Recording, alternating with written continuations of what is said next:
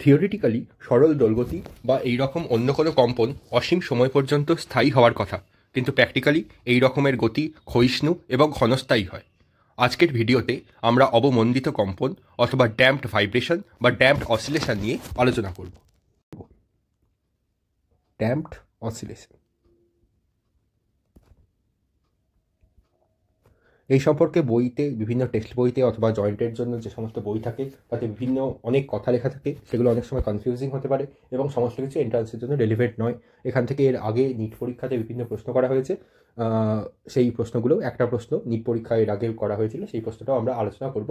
এবং এই ড্যাম্পড অসিলেশনের কী কী ফর্মুলা, অনেকগুলো বড় বড় ফর্মুলা রয়েছে, তার মধ্যে কোনটা মনে রাখতে হবে, কোনগুলো আমাদের পরীক্ষার জন্য রেলেভেন্ট নয়, সেইগুলো আলোচনা করা যাবে। প্রথমে দেখে নেওয়া যাক ড্যাম্পড ভাইব্রেশন দেখার আগে একটা এসএইচএম সম্বন্ধে আমরা একটু দেখে নিই। এটা হচ্ছে একটা ভারযুক্ত স্প্রিং বা স্প্রিং মাস সিস্টেমের জন্য। তাহলে এরকমভাবে একটা হরাইজন্টাল স্প্রিং একদিকটা দেওয়ালে লাগানো রয়েছে এবং অন্যদিকে একটা মাস এম রয়েছে। এবার যখন এই স্প্রিংটা আনস্ট্রেচড অবস্থায় রয়েছে, সেক্ষেত্রে তো এই স্প্রিং মাস সিস্টেমের ওপরে কোনো এসএইচএম লাগবে না বা লাগার সম্ভাবনাও নেই। এবার এই একটা অ্যামাউন্টে ফোর্স দেওয়া হলো এবং এই মাসটাকে টেনে নিয়ে একে ইকুইলিব্রিয়াম পজিশনে সেট করা হলো। তাহলে আমি ধরে নিচ্ছি এটা ইকুইলিব্রিয়াম স্টেটই রয়েছে।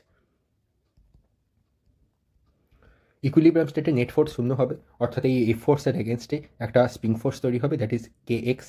ঠিক আছে, সেটা হচ্ছে কে এক্স হচ্ছে এখানে আনস্ট্রেচড পজিশন। স্প্রিংয়ের ক্ষেত্রে আনস্ট্রেচড বা তার ন্যাচারাল লেংথ থেকে স্প্রিংকে কতটা এক্সটেন্ড করা হয়েছে অথবা কতটা কম্প্রেস করা হয়েছে তাকে আমরা এক্স হিসাবে চিহ্নিত করি। তাহলে এটা হচ্ছে আনস্ট্রেচড পজিশন, এটা হচ্ছে মিন পজিশন, এই পরিমাণ হচ্ছে এক্স।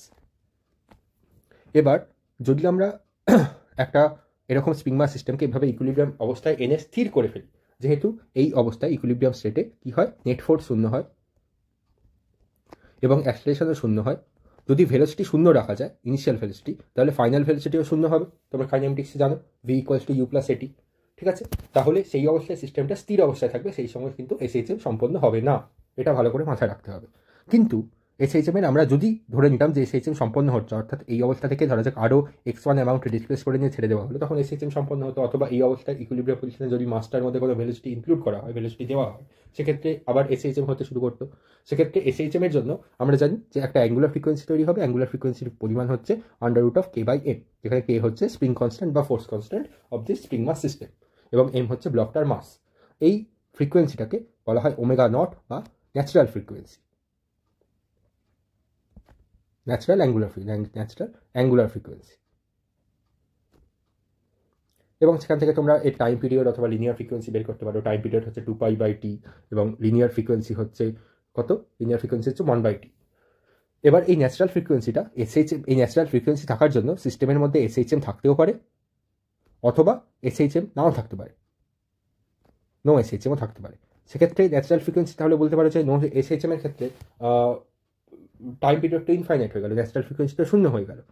তাহলে সেক্ষেত্রে আমরা ন্যাচারাল ফ্রিকোয়েন্সি কেমন করে ওমেগা ইকুয়ালস টু একটা ডেফিনিট ভ্যালু দিচ্ছি। তাহলে নো এসএইচএম এর ক্ষেত্রে আমরা ভাবতে পারি যে এসএইচএম এই অবস্থায় নেই, কোন অবস্থায় নেই, যখন ইকুইলিব্রিয়াম স্টেট রয়েছে এবং এই মাসটার উপরে কোনো ইনিশিয়াল ভেলোসিটি দেওয়া হচ্ছে না অথবা মাসটাকে এক্সট্রা অ্যামাউন্টে কোনো স্ট্রেচ করা হচ্ছে না।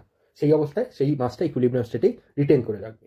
কিন্তু যদি আমরা এটাকে এখানে কেমন করে ন্যাচারাল ফ্রিকোয়েন্সি বের করা হয়, যদি আমরা এখানে x1 অ্যামাউন্টের ডিসপ্লেসমেন্ট করতাম, স্ট্রেচ করতাম অথবা কম্প্রেস করতাম, সেক্ষেত্রে এসএইচএম যদি হতো, if SHM is possible, SHM would be possible, SHM is possible লিখি,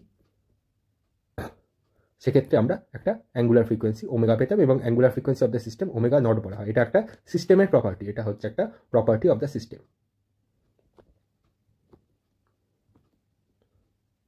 এবং অ্যাঙ্গুলার ফ্রিকোয়েন্সির জন্য আর কি তৈরি হয়, টাইম পিরিয়ড তৈরি হতে পারে। সিস্টেমের জন্য সেটা ফিক্স থাকে, যে কোনো সিস্টেমের জন্য একটা প্রপার্টি হচ্ছে তার টাইম পিরিয়ড থাকবে। অর্থাৎ সিস্টেমটাকে যদি এসএইচএম করতে দেওয়া হতো, তাহলে তার যদি সিস্টেমটা সরল দোলগতি সম্পন্ন করতো, তাহলে তার একটা পর্যায়কাল থাকতো এবং তার একটা লিনিয়ার ফ্রিকোয়েন্সি থাকতো।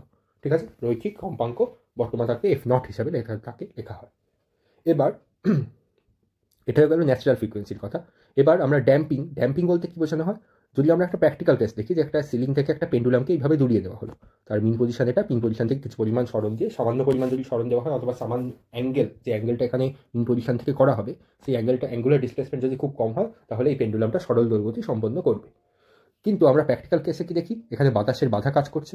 থিওরিটিক্যাল কেসে বাতাসের বাধাকে 0 ধরে নেওয়া হয়, প্রজেক্টাইল মোশনের ক্ষেত্রে তাই করা হয়। কিন্তু প্র্যাকটিক্যাল কেসে কি দেখি, কিছুক্ষণ পরে এই পেন্ডুলামটা সেম অ্যাম্পলিটিউড, প্রথমে এখান থেকে ধরা যাক এটা এক্সট্রিম পজিশন থেকে এদিকে নেগেটিভ এক্সট্রিম থেকে এখানে পজিটিভ এক্সট্রিমে গেল, তারপর কিন্তু আবার ফেরত এসে নেগেটিভ এক্সট্রিমে পৌঁছাবে না, তার আগে কোনো একটা পজিশনে এখানে এসে স্থির হবে। অর্থাৎ এই এসএইচএমটার অ্যাম্পলিটিউডটা ক্রমশ সময়ের সঙ্গে সঙ্গে কমতে শুরু করবে। এই ঘটনাটাকেই বলা হয় ড্যাম্পিং বা মন্দন। মন্দন মানে তোমরা বুঝতে পারছো, কোনো ভেলোসিটির অপোজিট ডিরেকশনে যদি অ্যাক্সিলারেশন থাকে তাকে আমরা মন্দন বলি, তাহলে এক্ষেত্রে মন্দিত সরল দোলগতি হবে, ড্যাম্পিং হবে, ড্যাম্পড অসিলেশন সম্পন্ন হবে। এবার এর জন্য দায়ী ফোর্স কি, এক্ষেত্রে আমার ফোর্স হচ্ছে বাতাসের বাধা। তাহলে ড্যাম্পিং ফোর্স কিন্তু একটা স্পেশাল টাইপের ফোর্স।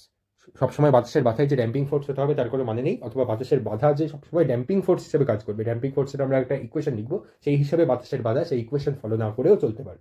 তাহলে ড্যাম্পিং ফোর্সের আরেকটা আমরা এক্সাম্পল দিয়ে দিই, এটা better example, that is spring mass system with a damper. একটা স্প্রিং মাস সিস্টেম এভাবে নেওয়া গেল, এখানে এম রয়েছে, এখানে এর মধ্যে কিছু অ্যামাউন্টের স্ট্রেচিং হয়েছে, ধরা যাক এটা ইকুইলিব্রিয়াম পজিশনে রয়েছে।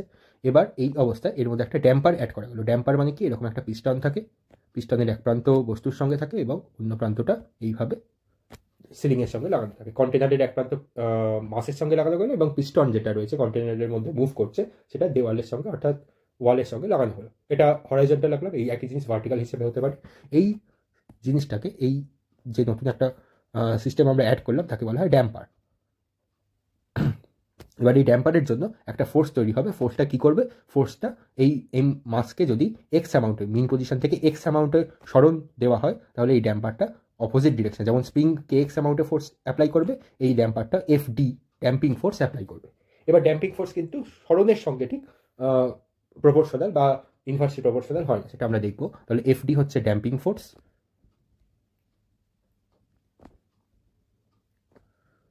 এই ফোর্সটা damping force varies as minus of V. V হচ্ছে ভেলোসিটি অফ দ্য ব্লক।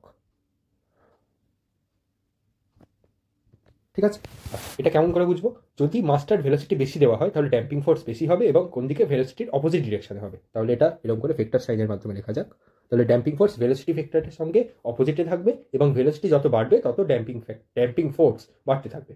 তোমরা প্র্যাকটিক্যাল এক্সাম্পল দেখতে পারবে যে যদি একটা পেন্ডুলামকে বাতাসে, অর্থাৎ একটা একদম প্র্যাকটিক্যাল পেন্ডুলামকে যদি সরল গতি সে সম্পন্ন করে, যত পেন্ডুলামের ভেলোসিটি বাড়াতে থাকবে তত বাতাসের বাধা, যদি বাতাসের বাধা ড্যাম্পিং ফোর্স হিসেবে কাজ করে, সেক্ষেত্রে ড্যাম্পিং বেশি হতে থাকবে, অর্থাৎ ড্যাম্পিং ফোর্সের পরিমাণ বাড়তে থাকবে। এবার এই প্রপোর্শনাল সাইনকে সরালে আমরা একটা কনস্ট্যান্ট পাই, তো এভাবে লেখা হয় এফ ডি ইকুয়াল টু, আমরা এখানে ভেক্টর সাইন ছাড়া লিখছি, তার মানে এগুলো সমস্ত মাইনাস সাইন, মানে হচ্ছে ভেক্টর সাইন শুদ্ধ লিখতে গেলে এই দুটো অপোজিট ভেক্টর, অপোজিট ডিরেকশনে রয়েছে ড্যাম্পিং ফোর্স এবং ভি। তাহলে আমরা ভেক্টর সাইন ছাড়া এমনি লিখছি, অথবা দিয়ে নিয়ে লিখতে পারি এভাবে, মাইনাস অফ বি ভি, যেখানে বি হচ্ছে প্রপোর্শনালিটি কনস্ট্যান্ট, তাকে বলা হয় ড্যাম্পিং কনস্ট্যান্ট।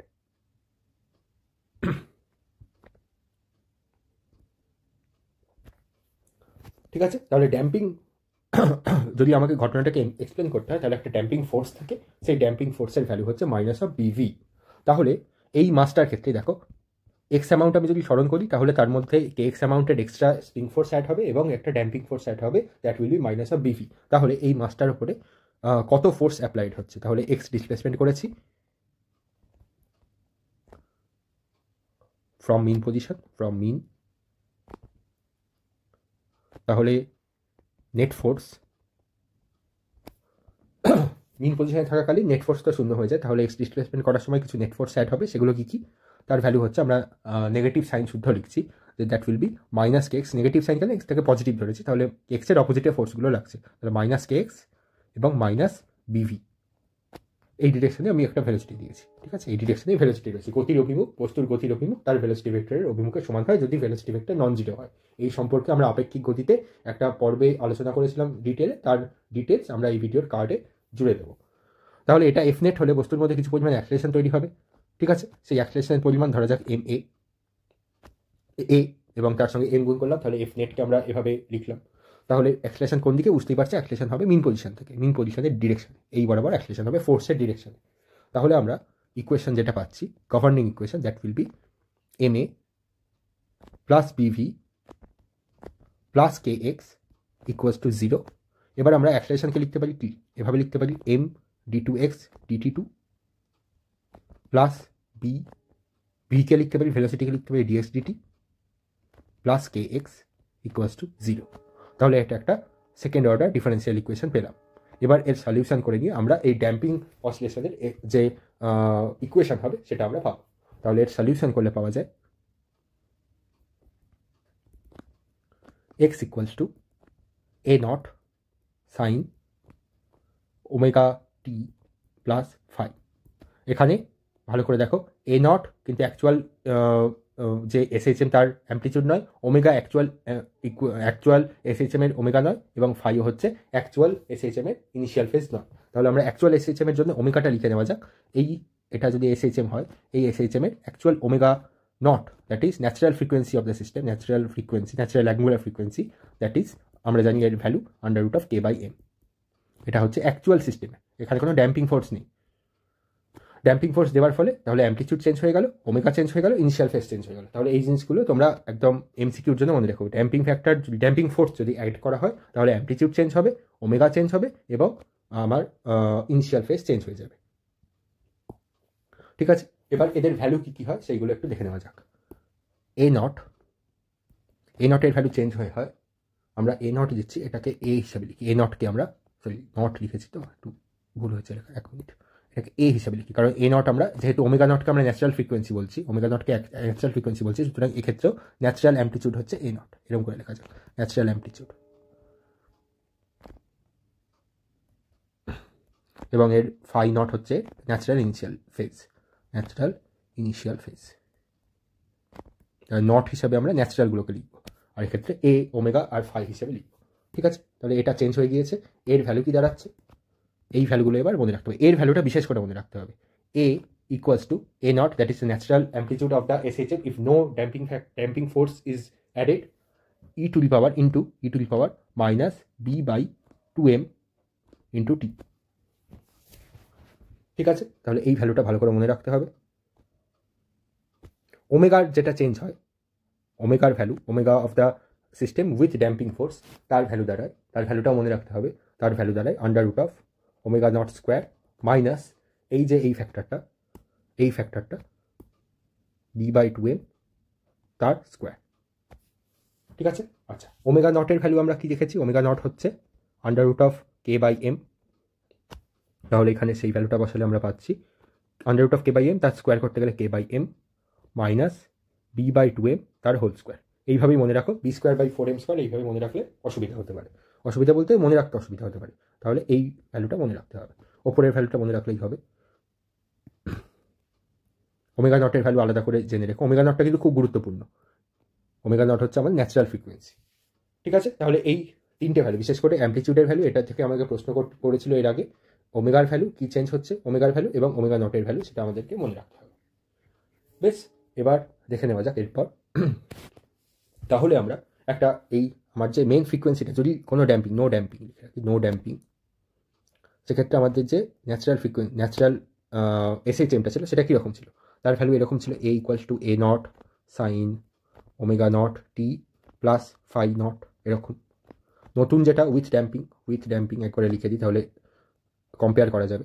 উইথ ড্যাম্পিং কী দাঁড়াচ্ছে, x1 নাম দিলাম উইথ ড্যাম্পিং, x1 হচ্ছে A sine omega T plus phi. যদি আমরা এটাকে এক্সপ্যান্ড করে লিখি, তাহলে A naught E to the power minus b/2m into T sine omega T plus phi. ওমেগার ভ্যালুটা আর এক্সপ্যান্ড করলাম না, এর ভ্যালুটা বিশেষ করে এটা গুরুত্বপূর্ণ বলে এটাকে এক্সপ্যান্ড করে লিখলাম। এবার নো ড্যাম্পিংয়ের ক্ষেত্রে গ্রাফটা কীরকম হবে, এবং ড্যাম্পিংয়ের ক্ষেত্রে এক্স এবং টি এর গ্রাফ কীরকম হবে সেটা একবার দেখে নেওয়া যাক, তাহলে তোমরা বুঝতে পারবে ড্যাম্পিং কেমন করে হচ্ছে। নো ড্যাম্পিংয়ের ক্ষেত্রে কী হয়, এরকম গ্রাফ হয়, আমি হাতেই আঁকছি এগুলোকে। এই বরাবর টি থাকে, এখানে এই বরাবর এক্স ধরা হয়, এক্স সাইনের ভ্যালু +1 এবং -1 এর মধ্যে ভ্যারি করে, তাহলে তার সঙ্গে এ নট গুণ করলে এই এক্সের ভ্যালু কার মধ্যে, এ নট এবং -a নটের মধ্যে ভ্যারি করবে। তাহলে এখানে থাকছে এ নট, এখানে থাকছে এ নট, এবং এর মাঝে এরকমভাবে সাইনের গ্রাফ হবে।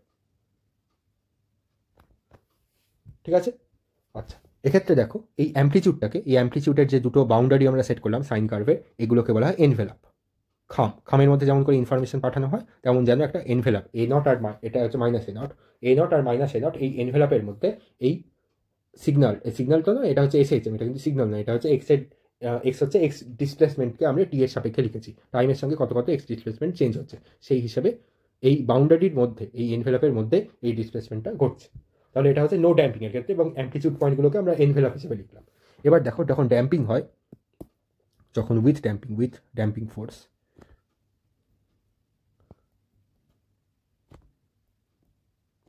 ড্যাম্পিং এর ক্ষেত্রে কি হয়, আমি এক্স এবং টি এর গ্রাফ আঁকবো। এই গ্রাফটাকে ভালো করে দেখে নাও, খুব সহজ।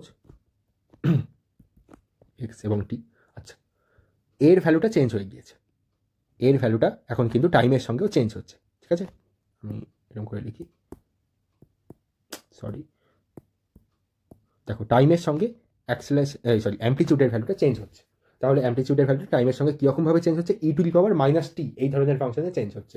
তাহলে এটাকে এঁকে নেওয়া যাক, টি এর ভ্যালু শূন্য বসালে এর ভ্যালু দাঁড়াচ্ছে A naught into E to the power zero minus zero মানে zero, E to the power zero হচ্ছে 1, তাহলে টি ইকুয়াল টু জিরোতে এর ভ্যালু দাঁড়াচ্ছে A naught E to the power something something to the power zero. তাহলে এর value দাঁড়াচ্ছে ই to the power zero হচ্ছে 1, তাহলে এটা হচ্ছে এ নট। তাহলে পজিটিভ ডিরেকশানে আমি যাই অ্যাম্পলিটিউড দেবো, তার পজিটিভ এবং নেগেটিভ দুই ডিরেকশানেই আমরা এনভেলাপ তৈরি করবো। তাহলে টি ইকুয়াল টু জিরোতে হচ্ছে A naught, then E to the power minus T এর গ্রাফ কীরকম হয়, আচ্ছা টি টেন্স টু ইনফিনিটিতে দেখে নেওয়া যাক, এখানে লিখে দিই কোথাও,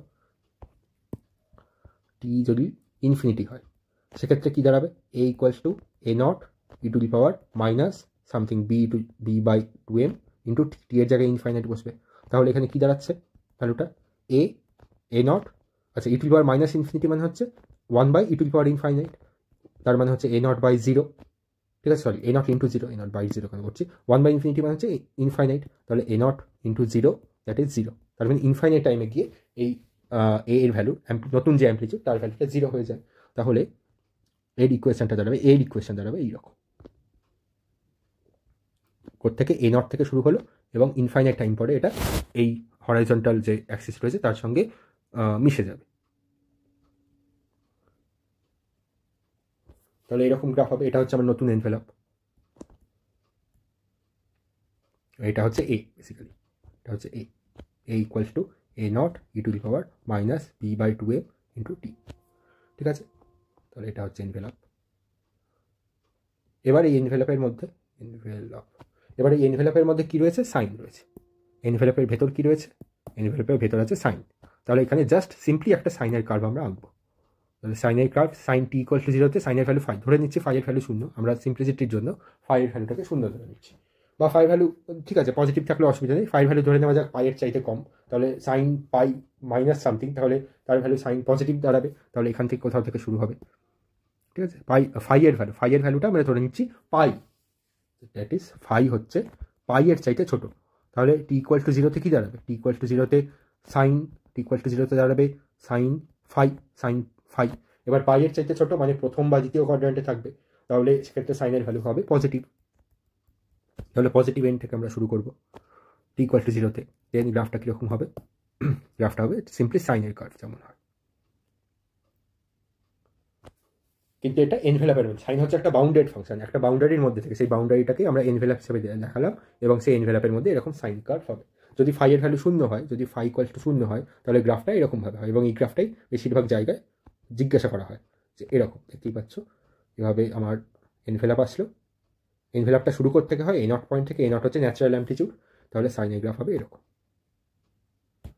তাহলে বুঝতে পারছো এই অ্যাম্পলিটিউডটা এক্স, এই বরাবর হচ্ছে এক্সের ডিসপ্লেসমেন্টটা টাইমের সঙ্গে ক্রমশ কমে যাচ্ছে, এবং একসময় গিয়ে ইনফাইনাইট টাইম পরে থিওরিটিক্যালি শূন্য হবে, প্র্যাকটিক্যালি মোটামুটি একটা আমরা দেখবো টাইম কনস্ট্যান্ট সেই সময় পরে মোটামুটি শূন্য হয়ে যায়, টুয়াইস অফ টাইম কনস্ট্যান্ট পরে শূন্য হয়ে যায়। এবার এখনও কিন্তু আমরা টাইম কনস্ট্যান্ট বললাম, তো এখন আমাদের এই ইকুয়েশনটাকে আরেকটুখানি এক্সপ্লেন করা বাকি রয়েছে। তাহলে এই গ্রাফটা বোঝা গেল। এবার আমরা এই ইকুয়েশনটাকে আরেকটুখানি এক্সপ্যান্ড করি। প্রথমে আমরা এনার্জি বের করি, তাহলে আমার সুবিধা হবে। এক মিনিট, একবার আমরা এনার্জির ইকুয়েশনগুলোকে বের করে নিই। তাহলে এনার্জি অফ এন এসএইচএম, এটাও কিন্তু একটা সিম্পল হারমোনিক মোশন হচ্ছে কি, এটার উত্তর তোমরা কমেন্টে বলো, এটা কি একটা সিম্পল হারমোনিক মোশন নাকি এটা সিম্পলি একটা অসিলেশন। অসিলেশন মানে হচ্ছে টু অ্যান্ড ফ্রো মোশন। তাহলে এটা simple harmonic motion weather damping with damping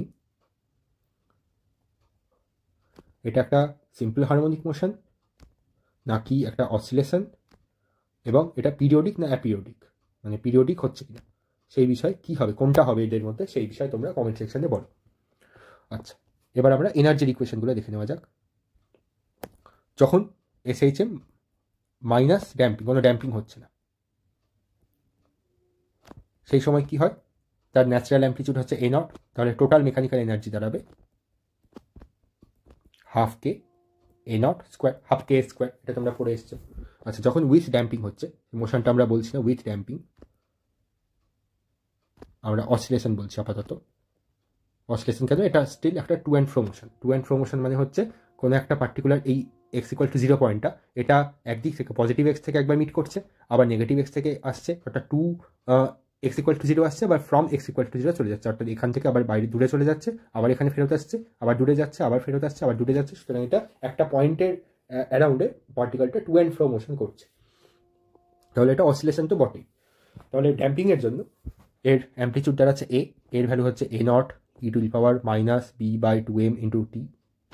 তাহলে টোটাল মেকানিক্যাল এনার্জি এক্ষেত্রে দাঁড়াবে হাফ কে এ স্কোয়ার, একই রকম হবে।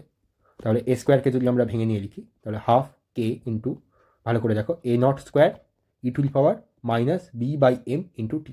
তাহলে এই 2 আর 2 কেটে যাবে, ঠিক আছে। তাহলে এটাও মনে রাখতে হবে ভালো করে, টি এম ইর অ্যাম্পলিটিউড মনে রাখলে এটা মনে রাখা সহজ, এটা মনে রাখতেও হবে না, তোমরা বের করে নিতে পারবে, ঠিক আছে। তাহলে এটাকে এভাবে লেখা যায়, যদি এই ন্যাচারাল এনার্জিটাকে, ন্যাচারাল টোটাল মেকানিক্যাল এনার্জিকে যদি আমরা ই নট হিসাবে লিখি, তাহলে দেখো এখানে k half k A naught square, এটা হচ্ছে ই নট, তাহলে আমরা লিখতে পারি ই নট ইন্টু একটা ফ্যাক্টরের সঙ্গে গুণ হয়ে যায় e to the power minus b by m into টি।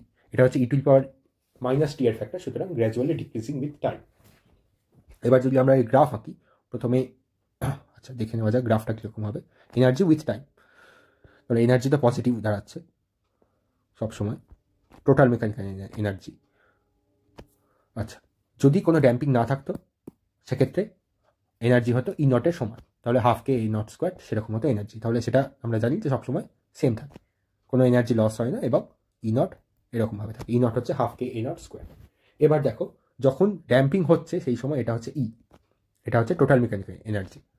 এবার সেক্ষেত্রে কি হচ্ছে, টি একইভাবে টি ইকুয়াল টু 0-তে ই এর ভ্যালু হচ্ছে টি ইকুয়াল টু 0-তে ই হচ্ছে ই নটের সঙ্গে সমান ই টু পাওয়ার 0, আর টি ইকুয়াল টু ইনফাইনাইটিতে কী হচ্ছে আমরা একটু আগে দেখলাম ই এর ভ্যালু 0 দাঁড়িয়ে যাচ্ছে।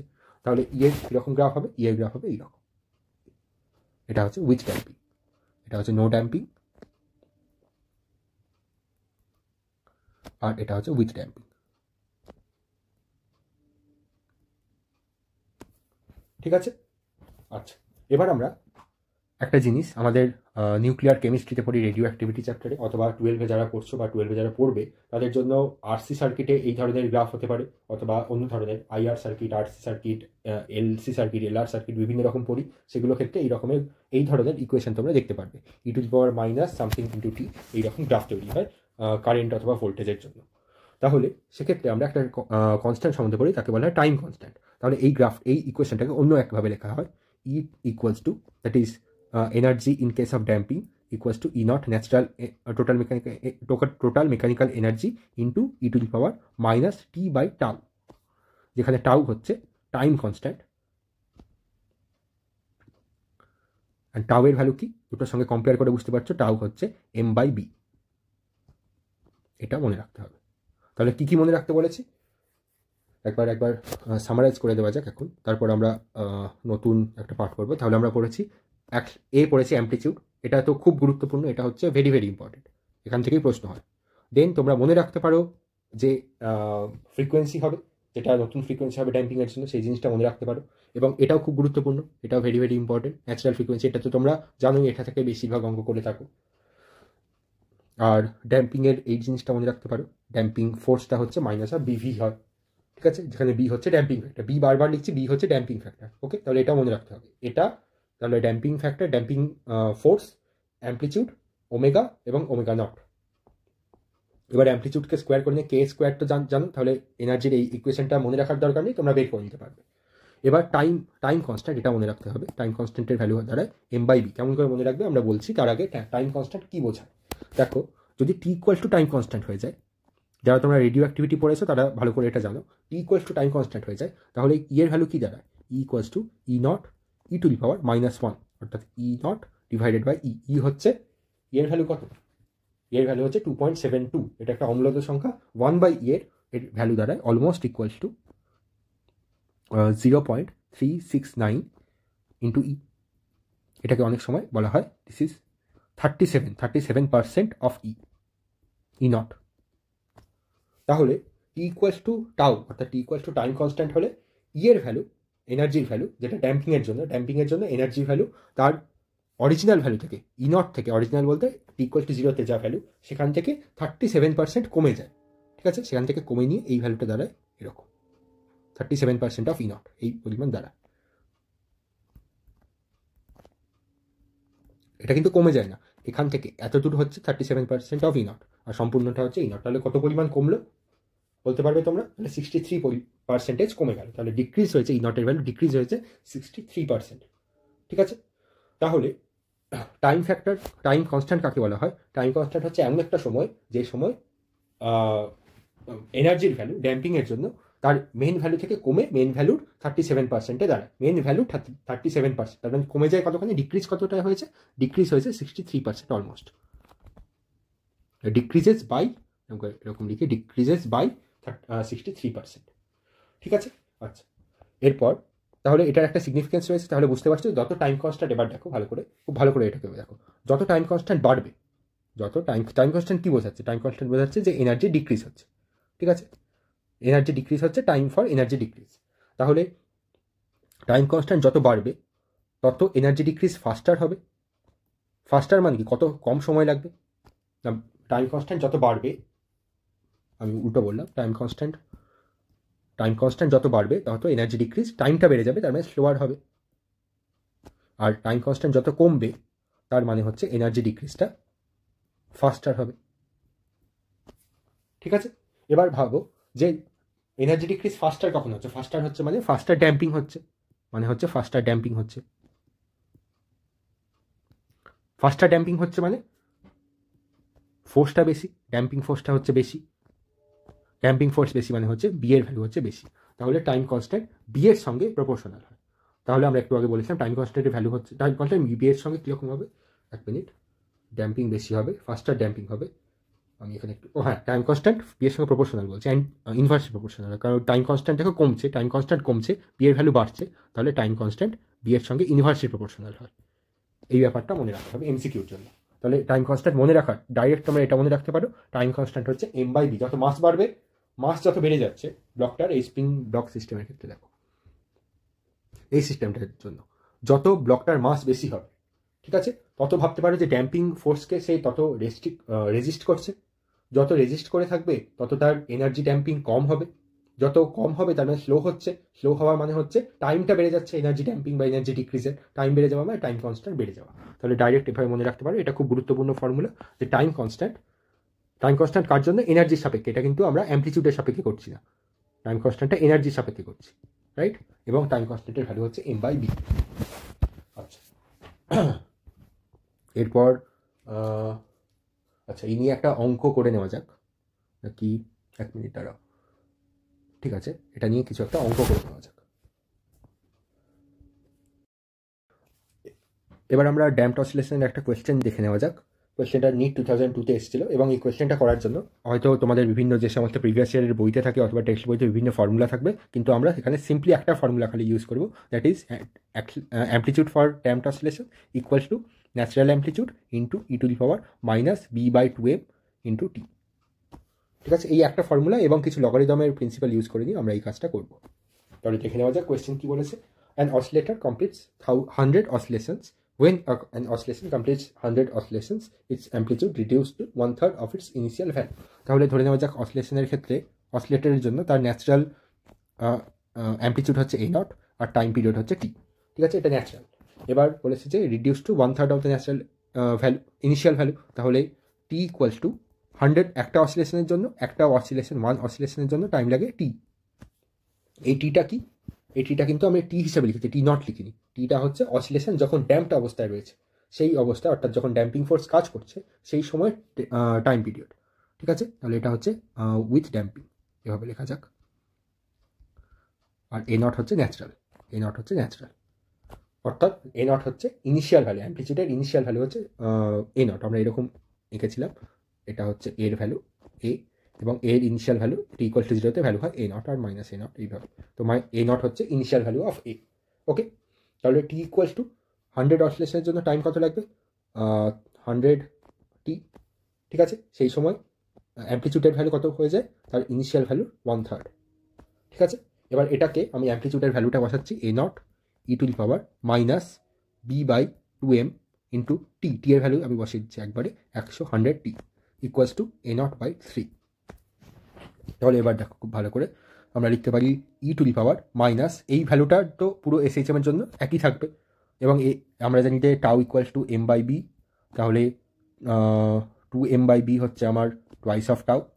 তাহলে আমরা লিখতে পারি এই ভ্যালুটাকে 100 টি ডিভাইডেড বাই টোয়াইস টাউ, এটা হচ্ছে 1/2 টাউ তার ভ্যালু। তো এই হিসাবে বেসিক্যালি আমরা একটা কনস্ট্যান্ট হিসেবে লিখলাম, টোয়াইস টাউ অথবা কে হিসেবে লিখে দিলেও চলবে। ঠিক আছে, আমরা কে হিসেবে লিখে দিই, টাউ হিসেবে লেখার দরকার নেই, তার কোনো ইউজ নেই আমাদের। তাহলে এটাকে এ নট কাটলো, e to the power minus some constant k into 100 t equals to 1/3। তাহলে কে এর ভ্যালু আমরা ধরে নিয়েছি বি বাই টোয়াইস এম, এবং দ্যাট ইজ এখান থেকে বের করেছি 1/2 টাউ। ঠিক আছে, টাউ এনার্জির জন্য সে এখানে অ্যাম্পলিচিউড দিয়েছে, তো যাই হোক। তাহলে এখান থেকে দুই পক্ষে লগারিদম নিচ্ছি, তাহলে লগ যদি এখানে লগ টু দি বেস ই নিই, তাহলে লগ ই আর ই 1 হয়ে যাবে, এবং এখানে উপর থেকে নিচে নেমে যাবে এটা, তাহলে কে ইন্টু 100 টি। এদিকে কত থাকবে? লগ নিলে লগ অফ 1/3, তার মানে হচ্ছে minus of log 3, minus of ln 3। এটাকে ln লেখা হয়, হ্যাঁ এটাকে ln লেখা হয়, এরকমভাবে লেখা হয় ln 3, মাইনাস অফ ln 3। ঠিক আছে, তাহলে তার ভ্যালু আমার এখন দেখার দরকার নেই, দেখা যাবে। আমাকে তো বের করতে হবে, কি বের করতে হবে? What will be the amplitude, কত অ্যাম্পলিচিউড বেরোবে যখন ইট কমপ্লিটস 200 অসিলেশন। আচ্ছা, 200 অসিলেশনের জন্য তাহলে টি টু এর ভ্যালু কত? এটা টি1 ধরা গেল, টি টু এর ভ্যালু কত দাঁড়াবে? That will B 200 T, right? আচ্ছা, এবার টি টু হচ্ছে 200 টি, তার জন্য আমাকে বের করতে হবে এর ভ্যালু, এ ড্যাশ নাম দিলাম। তো এ ড্যাশের ভ্যালু কীরকম দাঁড়াবে? আমরা ইকুয়েশনটা লিখে নিই, A naught E to the power minus beta b by 2mকে আমরা কে হিসেবে লিখেছি, কে ইন্টু টি, টি এর ভ্যালু এখন কত? 200 টি, রাইট? আচ্ছা, এবার এখান থেকে আমরা কাজ করি কে এর ভ্যালুটাকে এখানে পুট করি, তাহলে মাইনাস মাইনাস কেটে গেল, এখান থেকে কে দাঁড়াবে ln 3 ডিভাইডেড বাই 100 টি। তাহলে সেই ভ্যালুটা, এই কে এর ভ্যালুটা আমরা এই ইকুয়েশনে বসাচ্ছি, তাহলে A naught E to the power minus ln 3 divided by 100 t into এখানে আছে 200 টি, টি টি ক্যান্সেল, এই দুটো ক্যান্সেল হয়ে 2 বাঁচলো, তাহলে আমার থাকলো A naught E to the power minus 2টা কিন্তু ln এর সঙ্গে নেই, ln এর আর্গুমেন্ট না, ln এর সঙ্গে গুণ অবস্থায় রয়েছে, তাহলে ln 3। তাহলে এই 2টা 3 এর মাথায় চলে যাবে লগের নিয়ম অনুসারে, তাহলে মাইনাস ln 3 স্কোয়ার, মানে হচ্ছে A naught E to the power minus ln 9, right? আচ্ছা, এবার তোমরা একটা জিনিস জানো, লগারিদমে শিখেছো যে e to the power log to the base e x যদি থাকে তার ভ্যালু এক্স হয় এইখানে, আর এই লগের বেসে যদি সেম ভ্যালু থাকে, অথবা সিম্পলি লেখা যায় এইভাবে a log to the base a of x equals to x হয়। তাহলে এখান থেকে ই, আর এখানে ln মানে হচ্ছে লগ টু দি বেস ই, তাহলে এখানে আমি মাইনাসটাকে ওপরে নিয়ে চলে যাই, কাজ করি e naught A log to the base e হিসাবে লিখছি, তাহলে 9 টু দি পাওয়ার -1 মানে 1/9। ঠিক আছে, তাহলে এই লগ ই আর ই কেটে গেল, অর্থাৎ 1 হয়ে গেল, তাহলে আমরা পেলাম কি, আর 1/9টা নিচে নিয়ে চলে এলাম, তাহলে এ নট ইন্টু 1/9, তার মানে এ নট ইন্টু 1/9 মানে এ নট বাই 9। তাহলে এটা দাঁড়াচ্ছে নতুন এর ভ্যালু, এ ড্যাশের ভ্যালু অ্যাট 200 অসিলেশনস। তাহলে ইনিশিয়াল ভ্যালু 1/9 হয়ে গেল, তাহলে আনসার হবে ডি 1/9। ঠিক আছে, তাহলে একটা আমরা এখানে অন্য ইকুয়েশন দিয়ে করাতে পারতাম, আমরা একটা ইকুয়েশন এস্টাবলিশও করে নিয়ে করাতে পারতাম, কিন্তু মেনলি এই একটা ইকুয়েশন, একটা ফর্মুলা মনে রেখেই তোমরা অঙ্কটা করতে পারো। তোমাদের যদি একান্ত মনে হয় কোনো ইকুয়েশন মনে রাখবে, তাহলে তোমরা এটা মনে রাখতে পারো যে t divided by twice m by b, এটা হচ্ছে ই টু দি পাওয়ারের মাথায় থাকে, ইকুয়ালস টু দাঁড়ায় ln মানে log to the base e of A naught by A, এবার এটা একটা ফর্মুলা, এটা আমরা এখান থেকে লগ লাগিয়ে পেয়েছি। ঠিক আছে, তাহলে এই ফর্মুলা একটা মনে রাখতে পারো, সেখান থেকে এই অঙ্কটা করে দেওয়া যাবে। তোমার মনে হয় না আরও কোনো ফর্মুলার ক্ষেত্রে মনে রাখার কথা? এক্ষেত্রে তোমরা বুঝতেই পারছো, এ নট আর এর জায়গায় আমরা বসবে A0/3 একবার, আর দ্বিতীয়বার আমাকে সেটা বের করতে হবে। আর টি এর জায়গায় একবার প্রথমে বসবে 100t, পরের বার বসবে 200t, আর 2m/b-কে তোমরা কে হিসেবে কোনো কনস্ট্যান্ট হিসেবে রিপ্লেস করে দিতে পারো। তাহলে এটা একটা ইকুয়েশন, এখান থেকে আমরা বেরোয়। কিন্তু আমি বলবো এই মেন অ্যামপ্লিটিউডের ইকুয়েশন মনে রেখেই তোমরা এই কাজ করতে পারো। এবার আমরা টাইম কনস্ট্যান্ট নিয়ে আলোচনা করলাম এবং সেই সংক্রান্ত একটা অঙ্ক করলাম। এবার আমরা আরেকটা জিনিস একটু ভালো করে দেখে নেওয়া যাক। দেখো, এখানে এনার্জি বলা গেল, এখানে টাইম বলা গেল, আমরা 3টে গ্রাফ আঁকছি। এটা একটা কোয়েশ্চেন হিসেবে তোমরা দেখতে পারো। ঠিক আছে, তাহলে একটা গ্রাফ হচ্ছে এরকম, একটা হলো কালার চেঞ্জ করি এই রকম, একটা হলো এই রকম, আরেকটা হলো এই রকম। এদের মধ্যে প্রত্যেকটার জন্য বি এর ভ্যালু দেওয়া রয়েছে। তাহলে এটা হচ্ছে B1, এটা হচ্ছে B2, এটা হচ্ছে B3, এটা হচ্ছে B4। তাহলে তোমাকে compare B1, B2, B3 and B4। এটা হলো কোয়েশ্চেন। আচ্ছা, এই কোয়েশ্চেনের সলিউশন আমি বলে দিচ্ছি। আচ্ছা, আমরা কি বলেছি, এটা সলিউশন করবার জন্য তোমরা টাইম কনস্ট্যান্টের ভ্যালু দিয়ে করতে পারো। টাইম কনস্ট্যান্ট হচ্ছে m/b, রাইট? তাহলে যত টাইম কনস্ট্যান্ট বাড়বে তত এনার্জি ড্যাম্পিং স্লো হবে। ঠিক আছে, তাহলে বি বাড়া মানে, টাইম কনস্ট্যান্ট বাড়া মানে হচ্ছে বি কমে যাওয়া, বি ডিক্রিজ করা। তাহলে এনার্জি ড্যাম্পিং স্লো হবে, অথবা বলা যায় যে বি যদি বেড়ে যায়, এটা এইভাবে বের করতে, বি যদি বাড়ে তাহলে ড্যাম্পিং ফোর্স বেড়ে যাবে এবং এনার্জি ড্যাম্পিং সেটাও বেড়ে যাবে, এভাবেও করতে পারো, দুইভাবে করা যায়। তাহলে এনার্জি ড্যাম্পিং বেড়ে যাওয়া মানে তাহলে কি হবে, B2 হচ্ছে, এখানে দেখো B1 এর জন্য B1 হচ্ছে অলমোস্ট হরাইজন্টাল গ্রাফ রয়েছে, তাহলে এক্ষেত্রে ড্যাম্পিং তো খুব কম, তার মানে B1 এর ভ্যালু হচ্ছে অলমোস্ট 10⁻⁴। এটা আমরা দেখবো যখন খুব কম ড্যাম্পিং হয়, সেক্ষেত্রে আরেকটা কন্ডিশন লাগে, সেটা আমরা দেখবো। তো এই ক্ষেত্রে তো প্রায় ড্যাম্পিং হচ্ছে 0। তারপরে ড্যাম্পিং ভ্যালুটা কি হচ্ছে, ক্রমশ বাড়ছে, এনার্জি ড্যাম্পিংটা ক্রমশ বাড়ছে। ঠিক আছে, তাহলে ড্যাম্পিং কনস্ট্যান্টের ভ্যালুটাও নিচের দিকে বাড়বে। তাহলে আমরা লিখতে পারি B4 is greater than B3, greater than B2, greater than B1। B1 হচ্ছে almost 10⁻⁴।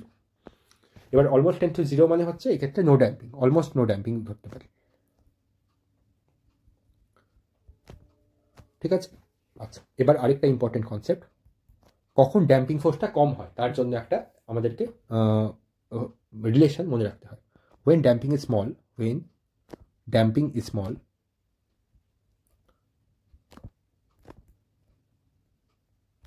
P is much less than √mk। এটা ভালো করে মনে রেখো, যখন ড্যাম্পিং কম হবে তখন B is much less than √mk হবে। এবং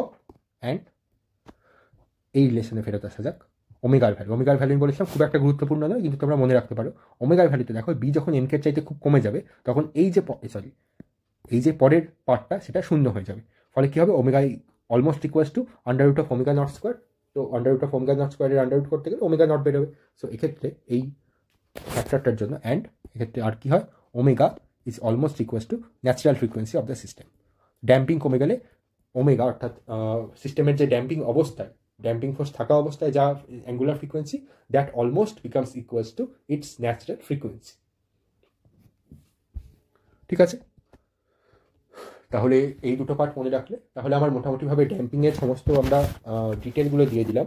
ড্যাম্পিংয়ে কী কী মনে রাখতে বলেছে ফাইনালি একবার সামারাইজ করে দিই। এই ফাইনাল পয়েন্টটা মনে রাখতে হবে, ড্যাম্পিং স্মলের কেস, তার কন্ডিশন কি, তার জন্য কি হয়, অ্যাঙ্গুলার ফ্রিকোয়েন্সিটা ন্যাচারাল ফ্রিকোয়েন্সির সঙ্গে সমান হয়। দেন এই ব্যাপারটা মনে রাখতে হবে, যত ড্যাম্পিং বাড়ে, এনার্জি ড্যাম্পিং যত বাড়তে থাকে, এই ব্যাপারটা, এটা ওপরেরটা মনে রেখে টাইম কনস্ট্যান্ট হিসেবে না মনে রেখে এভাবে মনে রাখতে পারে, ড্যাম্পিং ফোর্স যত বাড়ে তার মানে ড্যাম্পিং ফ্যাক্টর তত বাড়ছে, তার মানে এনার্জি ড্যাম্পিং তত বেশি হচ্ছে। তাহলে ভাইস ভার্সা, এনার্জি ড্যাম্পিং যত বাড়ছে ওপর থেকে নিচের দিকে, তত ড্যাম্পিং ফোর্সটা বাড়ছে, মানে ড্যাম্পিং ফ্যাক্টরটা বেড়ে যাচ্ছে। ধরে নিচ্ছি ভেলোসিটি সেম রয়েছে। দেন টাইম কনস্ট্যান্টটা মনে রাখতে হবে খুব ভালো করে। আচ্ছা, এখান থেকে আরেকটা পয়েন্ট আছে, হাফ লাইফ, আমি লিখে রাখছি, এটা একবার সামারাইজ করে দেওয়ার পর আমি বলে দিচ্ছি। হাফ লাইফ লিখে রাখি, হ্যাঁ, এটা পরে বলছি আমি। আচ্ছা, তারপর এখান থেকে এনার্জির ইকুয়েশন মনে না রাখলেও চলবে, অ্যাম্পলিটিউডের ইকুয়েশন মনে রাখলে তোমরা ডাইরেক্ট বের করতে পারো। মেইন হচ্ছে এখান থেকে প্রথম থেকে দেখা যাক যে ড্যাম্পিংয়ের জন্য ড্যাম্পিং ফোর্সের ভ্যালু, দেন অ্যামপ্লিচিউডের ভ্যালু, ওমেগার ভ্যালু। অ্যামপ্লিচিউডের ভ্যালুটা ভেরি ইম্পর্টেন্ট। দেন ওমেগা নটের ভ্যালু, এটা তো তোমরা জানো। ওমেগার ভ্যালু মনে রাখতেও পারো, নাও রাখতে পারো। কীরকমভাবে এই অ্যামপ্লিচিউডটা কমে যাচ্ছে, এনভেলাপটা কেমন করে ডিমিনিশ করছে। দেন এখান থেকে এনার্জির ভ্যালু, বাকিগুলো আমরা বলছি। আচ্ছা, হাফ লাইফ সম্বন্ধে বলে দেওয়া যাক। এটাও তোমরা যারা নিউক্লিয়ার কেমিস্ট্রি করেছো তারা জানো যে হাফ লাইফ মানে কিছুই নয়। হাফ লাইফ মানে হচ্ছে এক্ষেত্রে ড্যাম্পিংয়ের ক্ষেত্রে ফর ড্যাম্পড অসিলেশন হাফ লাইফের মানে কি? হাফ লাইফ বলতে বোঝানো হয় half life of energy. Same জিনিস অ্যামপ্লিচিউডের ক্ষেত্রেও দিতে পারে, আমরা দেখে নিচ্ছি। একটা জানলে অন্যটাও বের করে নেওয়া যায়। কিছুই নয়, যে সময় পরে, যত টাইম পরে, টাইম টি ইকুয়ালস টু ধরা যাক এরকম করে লেখা যাক টি ইকুয়ালস টু মানে time equals to some tea time পরে আমরা লিখছি, বা T1 টাইম পরে আমরা ধরে নিচ্ছি যে ই ইকুয়ালস টু, যেটা energy for damped oscillation, that becomes E0/2। তার ম্যাক্সিমাম ভ্যালু, এর ম্যাক্সিমাম ভ্যালু কি? এটা হচ্ছে E0। এখানে লেখা যাক E0 কি? E0 হচ্ছে, এখানে লেখা আছে E0 হচ্ছে এর ম্যাক্সিমাম ভ্যালু, এনার্জির ম্যাক্সিমাম ভ্যালু, যেটা কোন সময় থাকে? T ইকুয়ালস টু 0 থাকে। তারপর ক্রমশ ড্যাম্পিংয়ের জন্য এনার্জিটা লস হতে থাকে। এনার্জি কেন ড্যাম্পিং হয় এটাও বলে দিই।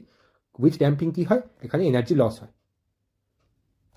আর তোমাদের যে প্রশ্ন করেছিলাম যে পিরিয়ডিক মোশন না এসএইচএম, সেক্ষেত্রেও তোমরা যদি এসএইচএম এবং পিরিয়ডিক মোশনের বেসিক ফান্ডা জানা থাকে, সেক্ষেত্রে সেটা দিয়েও তোমরা আনসার করতে পারবে যে এই ক্ষেত্রে কিন্তু ড্যাম্পিংয়ের জন্য অবশ্যই ড্যাম্পিং ফোর্সের এগেনস্টে কিছু কাজ করতে হচ্ছে, তার জন্য এনার্জি লস হচ্ছে। আচ্ছা, এর ভ্যালু লস হয়ে E0/2 কোন সময় হয়, সেটাকে বলা হয় হাফ লাইফ অফ এনার্জি। এবার এর ভ্যালু বসানো যাক। এর ভ্যালু হচ্ছে E0 E⁻⁻T/τ এই হিসেবে লিখলাম, যেখানে টাউ হচ্ছে m/b, right, equals to E0/2। তাহলে E0 ক্যান্সেল আউট করে আমরা পেলাম E⁻T/τ ইকুয়ালস টু হাফ। দুই পক্ষে আমরা লগারিদম নেব, log to the base E E⁻T/τ equals to log to the base E 1/2। এবার এর মানে হচ্ছে 2⁻−1, সো এরকম করে রেখেছে মাইনাস লগ E2। ঠিক আছে, তাহলে আমরা দুটোকে কম্পেয়ার করে কি লিখতে পারি? আচ্ছা, এটাকেও সরল করে নেওয়া যাক। তাহলে -T/τ নিচে নেমে গেল, log E two the base E, that is এর ভ্যালু কত দাঁড়ায়? 1 দাঁড়ায়, equals to minus of log to the base E of 2। ওকে, তাহলে সরল করলে দাঁড়াচ্ছে T ইকুয়ালস টু, আচ্ছা, তাহলে সরল করলে যাচ্ছে T equals to log 2 two the base E into tau. ঠিক আছে, আচ্ছা, এর ভ্যালু জেনে রাখতে হবে। T ইকুয়ালস টু এটার ভ্যালু ln2 বা log to the base E of 2, তার ভ্যালু দাঁড়ায় 0.693 অফ টাউ। ঠিক আছে, তাহলে এই ভ্যালুটা মনে রাখতে হবে। তাহলে টি এর হাফ লাইফ বলতে কি? হাফ লাইফ বলতে একটা টাইম বোঝানো হয়। হাফ লাইফ বলতে এখানে T মানে T1 বসেছি, তাহলে এটা হচ্ছে T1। তাহলে হাফ লাইফ বলতে একটা টাইম বোঝানো হয়। সেই টাইমটার এখানে লেখা যাক। সেই টাইমটা কত? T ইকুয়ালস টু, এটা ডাইরেক্ট মনে রেখো 0.693 ইন্টু টাউ। এটা একদম তোমাদের যেমন রেডিও অ্যাক্টিভিটিতে আমরা হাফ লাইফ করেছি সেই ধরনের। ঠিক আছে, আচ্ছা, অ্যামপ্লিচিউডের ক্ষেত্রে সিমিলার টাইপের হয়। অ্যামপ্লিচিউডের ক্ষেত্রে জাস্ট বলে দিচ্ছি, ওক্ষেত্রে টাও হয় না, ওক্ষেত্রে টাওয়ের ভ্যালু আলাদা হয়। তাহলে অ্যামপ্লিচিউডের ক্ষেত্রে দরকার হয় না, আমাদের টাওয়ের ভ্যালুটা এনার্জির জন্য ডিফাইন থাকে, তাহলে সেক্ষেত্রে অ্যামপ্লিচিউডের জন্য এরকমভাবে দেয় না। অ্যামপ্লিচিউডের ক্ষেত্রে যদি কোথাও বের করতে বলে, এটা তোমরা নিজে থেকে করতে পারো, আমি জাস্ট এখানে কোয়েশ্চেনটা লিখে দিচ্ছি। এ কোন সময় পরে, কত T ইকুয়ালস টু T1 সময় পরে A0/2 হবে। এর ভ্যালু কি? A0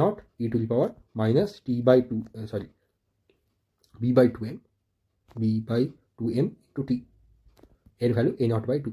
এবার তোমরা দুই পক্ষে লগ নিয়ে কোন সময় পরে T এর ভ্যালু কত আসছে, যার ফলে অ্যামপ্লিচিউডটা A0/2 হয়ে গেল, ম্যাক্সিমাম অ্যামপ্লিচিউডের হাফ হয়ে গেল, সেটা তোমরা বের করতে পারবে।